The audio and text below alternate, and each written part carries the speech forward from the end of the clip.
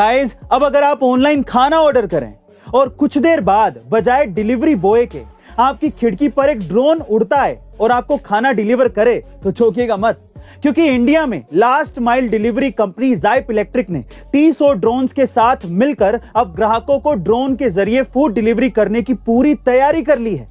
इस सर्विस को सबसे पहले दिल्ली, बेंगलोर, हैदराबाद, मुंबई और पुणे में शुरू किया जाएगा। इस ड्रोन डिलीवरी की खास बात यह है कि इसमें तैनात किए गए सभी ड्रोन स्मार्ट लॉकर से लैस होंगे, जो कि केवल ग्राहकों को भेजे गए ओटीपी के जरिए ही खुल सकेंगे। गाइस, आप इस ऑनलाइन ड्रोन फूड डिलीवरी के बारे में जानकर कितना एक्साइटेड हुए हैं कमेंट सेक्शन में जरूर लिखिएगा। और ऐसे अमेजिंग वीडियोस के लिए शेयर, सब्सक्राइब एंड लाइक। मिलता है अगली वीडियो में। यह कहानी है केरल के रहने वाले श्रीनाथ की, जो कि रेलवे स्टेशन पर एक कूली का काम करते थे। लेकिन वो ये नहीं चाहते थे कि जो परेशानियां उन्होंने झेली हैं वो उनकी आने वाली पीढ़ी भी झेले।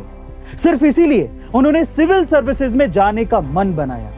लेकिन श्रीनाथ के ऊपर परिवार को चलाने की जिम्मेदारी बहुत ज्यादा थी। इसी वजह से उन्होंने बिना नौकरी छोड़े ही किताबों की बजाय रेलवे के फ्री वाईफाई की मदद से रेलवे स्टेशन पर ही काम करते हुए मोबाइल से ही ऑनलाइन लेक्चर्स को सुनकर पढ़ाई की और यूपीएससी सिविल सर्विस जैसी कठिन परीक्षा को सफलता से हासिल किया। गाइस, दुनिया में मेहनत और इच्छा शक्ति से बड़ी कोई भी चीज नहीं है। अगर इंसान कुछ करने की ठान ले तो उसे कोई रोक नहीं सकता।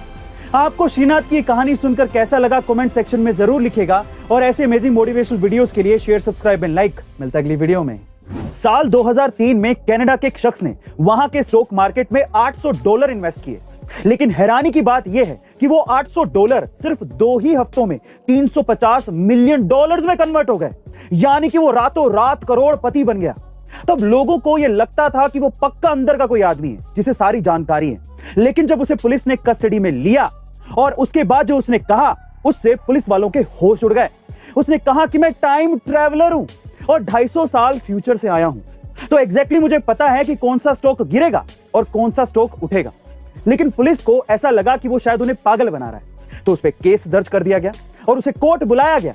लेकिन हैरानी की बात यह है कि वो शख्स कोर्ट पहुंचा ही नहीं और उसके बाद से आज तक वो शख्स गायब है।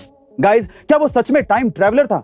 आपको क्या लगता है कमेंट सेक्शन में जरूर लिखिएगा। गाइज, आज तक आपने सिंपल ऑटो देखे होंगे, लेकिन आज मैं आपको एक गजब का ऑटो दिखाता हूं। चेन्नई में ऑटो अन्ना के नाम से मशहूर ऑटो रिक्शा चालक अन्ना दुरई ने यात्रियों के लिए अपने रिक्शा में अखबार, wifi, tablet, iPad pro, Alexa, fridge और टीवी जैसी सुविधाएं उपलब्ध करा रखी, क्योंकि उनका मानना है कि यात्री उनके लिए भगवान के समान होता है। इसीलिए वो उनकी जरूरत का हर सामान, हर चीज अपने रिक्शा में रखते हैं। गाइस, अब इसे सीखने को क्या मिलता है? इससे यह सीखने को मिलता है कि कोई फर्क नहीं पड़ता कि आप कौन सा बिजनेस करते हैं। यदि आप यूनिक और कस्टमर्स की जरूरतों को समझते हैं तो आप बिजनेस में सफल जरूर होंगे। ऐसे अमेजिंग वीडियोस के लिए शेयर, सब्सक्राइब एंड लाइक। मिलता है अगली वीडियो में।